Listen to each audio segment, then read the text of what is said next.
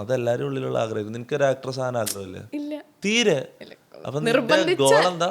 നിന്റെ ഗോൾ തട്ടിയും മുട്ടിയും ഭൂമിക്ക് ഭാരമാവാണ്ട് ഏതെങ്കിലും ഒരു സൈഡിൽ. എന്നാലും ഒരു പ്രൈം ആഗ്രഹിക്കുന്നുണ്ടല്ലോ ഏറ്റവും ഇല്ല, ഞാൻ മുകളിൽ. അങ്ങനെ ആഗ്രഹിച്ചില്ല. അപ്പൊ ഈ ഇന്റർവ്യൂവർ ആയിട്ട് ആങ്കർ ആയിട്ട് തന്നെയാണ്, ആങ്കറിന്റെ തന്നെ ടോപ്പിലെത്താനാണോ ആഗ്രഹം? അത് ആഗ്രഹമുണ്ട്. പിന്നെ സിനിമ വന്ന വേണ്ടാന്നൊന്നും വെക്കൂല. എന്തിലോട്ടാ ഇനിയിപ്പോ അടുത്ത ഞാൻ ഇറങ്ങിയിരുന്നൊക്കെ. എനിക്ക് തോന്നുന്നു തൊപ്പി ഇപ്പൊ ഒരു 1 year 2 yearൽ ഇപ്പോഴാണ് വീണ്ടും ഒരു ഇന്റർവ്യൂ കൊടുക്കണതല്ലേ. എന്തുകൊണ്ടാണ് ഇന്റർവ്യൂസ് മടുത്തു തുടങ്ങിയോ? അതുകൊണ്ടാണോ? എന്തുകൊണ്ടാണ് തുടങ്ങാൻ ഞാൻ ആകെ സോഷ്യൽ മീഡിയയിൽ വന്നതിന് ശേഷം മടുത്തു തുടങ്ങാൻ മാത്രം അത്രയും ഇന്റർവ്യൂസ് ഞാൻ കൊടുത്തില്ല. ആകെ 2-3 ഇന്റർവ്യൂ കൊടുത്തില്ല. ഇത് എന്റെ 3-ാമത്തെയോ 4-ാമത്തെയോ ഇന്റർവ്യൂ ആണ്. പക്ഷെ തൊപ്പിയുടെ ഇന്റർവ്യൂസ് ഒക്കെ ഭയങ്കര വൈറലാണ്. കാരണം അത്രയും ആൾക്കാർ തൊപ്പിനെ ഇഷ്ടപ്പെടുന്നുണ്ട്. അതുകൊണ്ടാണ് തൊപ്പിന്റെ ഇന്റർവ്യൂ വൈറലാവും. ഇപ്പം തൊപ്പി എന്ന് പറഞ്ഞ ക്യാരക്ടർ ഞാൻ വിട്ടു, ഇപ്പം നിഹാദാണ്. അപ്പൊ എന്റെ അത്ര വൈറലാന്ന് എനിക്ക് തോന്നുന്നില്ല. ഞാൻ ഒരു നോർമൽ മൂഡിലേക്ക് പോയി ഓൾറെഡി. അപ്പം വൈറലാവുന്നുള്ള പ്രതീക്ഷ ഒന്നുമില്ല. എന്തായാലും നമുക്ക് സംസാരിക്കാൻ പറ്റിയ സമയമാണ്. സമയം 2:30 രാത്രി 2:30 മണിക്കാ നമ്മള്. അല്ല, ഈ ടൈമിലല്ലേ തൊപ്പി കൂടുതൽ ആക്റ്റീവ് ആവാം. കൂടുതലും ഞാൻ മാത്രല്ല, ഇപ്പം പൊതുവെ എല്ലാരും ആക്റ്റീവ് ആയിട്ടിരിക്കുന്ന സമയത്ത് എന്ന് പറഞ്ഞാൽ പാതിരാത്രി ആയിരിക്കും. പഴയ പോലെ അല്ലല്ലോ. എല്ലാവരും ആൾക്കാരെല്ലാം കൂടുതൽ സംസാരിക്കുന്ന, ഒന്നിച്ചിരുന്ന് ചിറ്റ്ചാറ്റ് ചെയ്യുന്ന സമയം എന്ന് പറഞ്ഞാൽ രാത്രി 12 മണിക്കെല്ലാം ശേഷം. തീർച്ചയായും നല്ല സമയം. ഓക്കെ. അപ്പം തൊപ്പി മുന്നത്തെ ഇന്റർവ്യൂവിൽ പറഞ്ഞിട്ടുണ്ടായിരുന്നു, തൊപ്പിയാണെങ്കിൽ ഭയങ്കര സോഷ്യൽ ആൻസൈറ്റി ഉള്ള ഒരു റൂമിൽ നിന്ന് പുറത്തിറങ്ങാണ്ടിരുന്ന ഒരാളാണെന്ന്. പക്ഷെ ഇപ്പൊ തൊപ്പീനെ ഇഷ്ടപ്പെടുന്ന എത്ര ആൾക്കാർ. തൊപ്പി സത്യം പറഞ്ഞാൽ ഒരുപാട് ആൾക്കാർക്ക് ഇൻസ്പിറേഷനാണ്. അപ്പോൾ തൊപ്പി അത് ശരിക്കും പറഞ്ഞ ഒരു അച്ചീവ്മെൻ്റ് ആണ്. ശരിക്കും അത്രയും വലിയൊരു ട്രാൻസിഷനാണ് ലൈഫിൽ വന്നിട്ടുള്ളത്. അപ്പോൾ അതിനെയൊക്കെ തൊപ്പി എങ്ങനെ നോക്കി കാണുന്നത്? സത്യം പറഞ്ഞാൽ ഇപ്പോഴും സോഷ്യൽ ആങ്സൈറ്റി എന്ന് പറഞ്ഞ സാധനം നമുക്കൊരിക്കലും നമ്മളെ ലൈഫിൽ നിന്ന് അങ്ങനെ വിട്ടു പോകുന്നില്ല. പിന്നെ ആവശ്യങ്ങൾക്ക് വേണ്ടിട്ട്, അല്ലെങ്കിൽ ഒരു സ്റ്റേജിൽ നമ്മളെ കയറ്റി നിർത്തി കഴിഞ്ഞാൽ, അല്ലെങ്കിൽ ഒരു ലൈവ് ഓണാക്കി നിന്ന് കഴിഞ്ഞാൽ പിന്നെ നമ്മളെ ബോറിംഗ് സൈഡ് അവിടെ കാണിച്ചിട്ട് കാര്യമില്ലല്ലോ. അപ്പൊ സോഷ്യൽ ആങ്സൈറ്റി കുറച്ച് സമയത്തേക്ക് മറക്കുന്നു, അത്രേ ഉള്ളൂ. അല്ലാണ്ട് അതങ്ങനെ മാറി വേറൊരാളാവാനൊന്നും ആർക്കും പറ്റൂല. ഇപ്പൊ ഞാൻ പണ്ടുണ്ടായ അതേ മൈൻഡ് സെറ്റിൽ തന്നെ ഞാൻ ഇപ്പോഴും ഉള്ളത്. എൻ്റെ ആങ്സൈറ്റി ഒന്നും മാറിയിട്ടൊന്നുമില്ല. എനിക്ക് ഇപ്പോഴും ഒരു സഭയിൽ പോയിട്ടിരുന്നാൽ പേടി തന്നെയാണ്. പിന്നെ ഇങ്ങനെ പിന്നെന്ന് വെച്ചാൽ പഴയ പോലെയല്ല. ഇപ്പൊ ഫ്രണ്ട്സ് ഉണ്ട്. പണ്ട് ഫ്രണ്ട്സ് ഉണ്ടായിരുന്നില്ല, 0 ഫ്രണ്ട്സ് ആയിരുന്നു. കുറച്ച് ആൾക്കാരുണ്ട് ചുറ്റും, നമ്മളെ ഗ്യാങ് ഉണ്ട്, നമുക്കറിയുന്ന ഫ്രണ്ട്സ് ആൾക്കാരും. അങ്ങനെ എനിക്ക് തോന്നുന്നു അത് കാരണമായിരിക്കും കുറച്ചുകൂടി മൈൻഡ് കുറച്ച് മാറി. ഇപ്പൊ നല്ല അത്ര വലിയ പേടിയൊന്നും ഇപ്പം ഉണ്ടാവില്ല. ഇപ്പത്തെ ലൈഫ് തൊപ്പി എത്രത്തോളം എൻജോയ് ചെയ്യുന്നുണ്ട്? എത്ര ഹാപ്പിയാണ് ഇപ്പോ? ഹാപ്പിയാണ്, എൻജോയ് ചെയ്യുന്നുണ്ട്. സത്യം പറഞ്ഞാൽ നന്നായിട്ട് എൻജോയ് ചെയ്യുന്നുണ്ട്.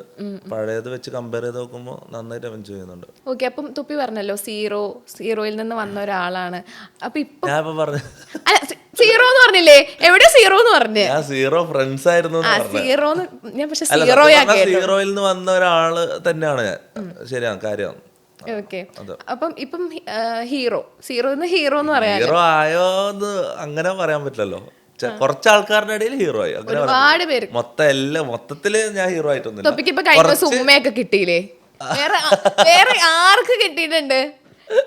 അതും ഗേൾസ് ഫാൻസിന്റെ. ഞാൻ കൊറേ തപ്പിട്ടോ അത് ആരാന്ന് എനിക്ക് ഇപ്പോഴും അറിയില്ല അത് ആരാന്ന്. അന്ന് ആ പെണ്ണ് വന്ന് പെട്ടെന്ന് ഞാൻ വ്ളോഗ് ചെയ്തോണ്ടിരിക്കുമ്പോ ഗ്ലാസിന്റെ കാറിന് ഗ്ലാസ് കത്തി ഒരു ഉമ്മ കിട്ടി, ഒരു ഫോട്ടോ എടുത്ത ആള് പോയതാ. പിന്നെ ഒരു ഐഡിയ ഇല്ല ആളാരാന്നോ, എന്താ പേര്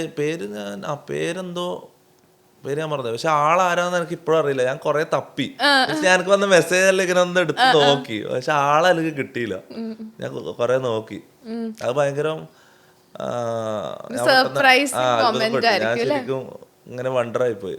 അങ്ങനെ ഒന്നും ലൈഫിൽ അങ്ങനത്തെ ഫസ്റ്റ് കിസ് എന്ന് പറയാൻ പറ്റില്ല.